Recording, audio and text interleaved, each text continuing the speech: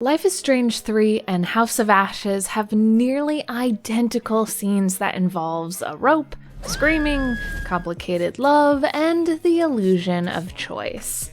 No matter what you do as a player, your loved one falls. Oh, spoilers, by the way. Life is Strange True Colors and the newest installment of the Dark Pictures anthology House of Ashes are both Telltale-type games, meaning they're mainly cutscenes that break for a quick-time event or dialogue option that promises will have consequences as the game proceeds. In both games, the player is tied to an estranged loved one on the edge of a cliffside. The ground shakes and the camera close-ups make it obvious to the player that if the rope is not cut, they will both die. This specific mechanic, illusion of choice, is used in order to heighten the tension in a scene, create stakes in the story, and create a better experience for the player in a way that watching a movie just I don't know why I have to do doesn't this. cut it. Well, you didn't have to do it. You could have just left it. But why did my man want to do it? Movies, TV, even a YouTube video, the viewer is a passive experience. You watch what goes on. You've entered into a story, but you don't have any influence on the action that takes place. Through cinematography, editing, acting, writing, directing, lighting, mise en scène, etc., everything is put on place so that the themes and character are communicated to the viewer. I've never learned how to play an instrument, but I can experience the passion and the drive that is necessary in order to live up to the expectations of a strict mentor and try to be the best. And this scene from La La Land is a perfect way to emotionally describe how I feel about my husband. Movies play out before you. You play video games. Games are active participation, and you may not have a choice in how or why you're in this puzzle room, but you're the one figuring it out, making the accomplishment and completing it yours. Oh my gosh, I did it! Thus, choices. Choose your own adventure games are nothing new. The Life is Strange series, the Dark Anthology, including Until Dawn, which doesn't really include Until Dawn, Telltale games, Detroit Become Human, Heavy Rain, The Witcher, Horizon Zero Dawn, the Fallout series, Skyrim series, etc. All of these games promise that your decisions matter. It's up to you how the story ends. If you decide the wrong path, if you say the wrong thing, if you don't figure a way out, people will die and the game will carry on without them. Watching a beloved character killed on screen is horrible, but seeing them die as a consequence from what you decided, I did my fucking best. this is more than just the feeling of relatability. You're helping write the story, not just act in it. What happens to the protagonist is because of what you decided. Until it isn't. One of the biggest criticisms of these choose-your-own-adventure games is that there are fixed points in the plot that cannot be changed, and yet it's portrayed as if you can. For example, Until Dawn is a horror game where you play an ensemble of characters. Throughout the games, there's QTEs, which can lead to horribly graphic deaths if not hit. Therefore, the threat of failing is constantly present in the player's mind. Go left, you idiot! You gotta hit X on it, Jeff. X! It's gonna get killed. Ah! Oops. That's it. You Wow. fucked it up. Wow. Like you killed Mike. 5 minutes later.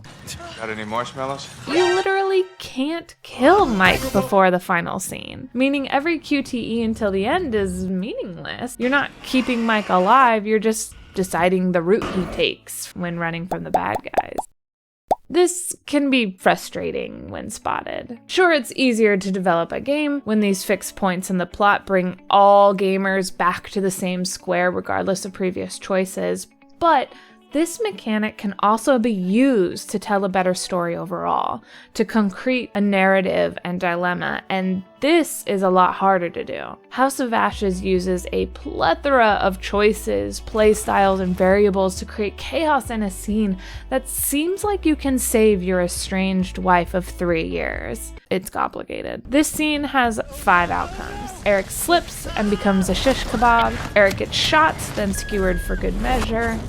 Eric holds on and is miraculously saved, but the rope snaps and, well, If playing co-op online or the curator's cut, Rachel can sacrifice herself in order to save Eric, or Eric just says, Bye, Felicia. the illusion is that you can save Rachel, but the fun of the experience is from your decisions leading up to that moment. What relationship were you building between Eric and Rachel? Did you find out she was cheating? Were you playing co-op? You're cutting me loose! What the fuck? You better not cut that rope, you son of a bitch. Because you wouldn't get the reaction of your friend begging for their life or hear the betrayal in their voice if you watched a movie together.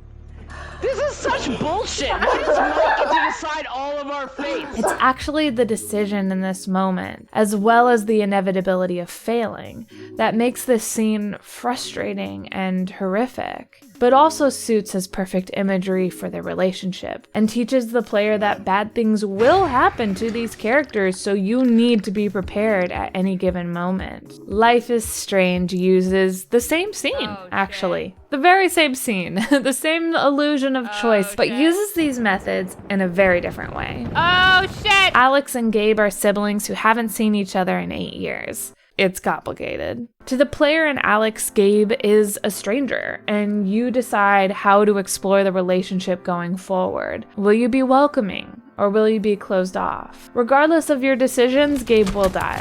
It's the inciting incident of the story, and if you thought that was shocking, that's how it felt to play the game for the first time. I mean, you kind of knew he was gonna die, but not like that, and not without a choice. You just watch it happen.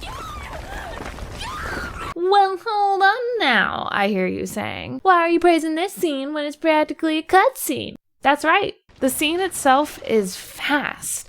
Every cut giving more information, more tension, and more confirmation of the inevitable. No QTEs in sight. It is all intents and purposes a cutscene, but in this story, it works better than if you were to frustratingly not be able to save Gabe. It's not about bad things will happen, or who do you choose to survive, or can you save your loved one. That's the illusion. The illusion is that you're deciding what type of relationship you'll gain with your brother, to figure out how you can fit in his life here. It's actually the lack of choice in a game of decisions, in a game where you have superpowers, that makes this scene more prominent, more affecting than it would have otherwise have been. Your agency is literally taken away. The decision of cutting the rope is given to another person altogether. The illusion of choice is used to create a moment of true helplessness. I hope this video helped you realize why you like these games, regardless of actually your choices don't matter, or changed your thinking on the illusion of choice mechanic, and maybe appreciated its role in these types of games. If you're a fan of Telltale type games, what's your favorite? Thank you for watching, and until next time, I'll see you later. I like him. You He's know, probably gonna end up not dying dropping later, right? Flowers half as often.